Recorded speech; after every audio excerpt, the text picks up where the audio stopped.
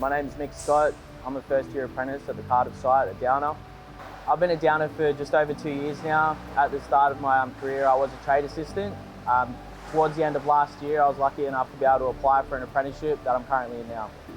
My team's a bunch of really genuine blokes. Everyone seems to come from different backgrounds, but when we're at the site, we're able to work together as one team and get the job done.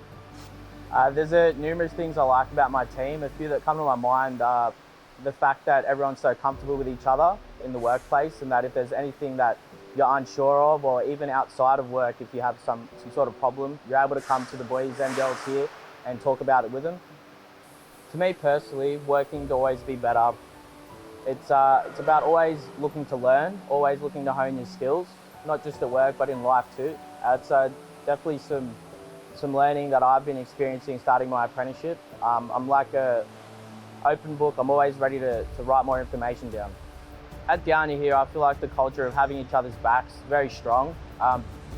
People always are going to have bad days, people are going to have good days, but the fact that you can come to work and talk to your mates about it and feel comfortable, I think is a really important foundation of the company.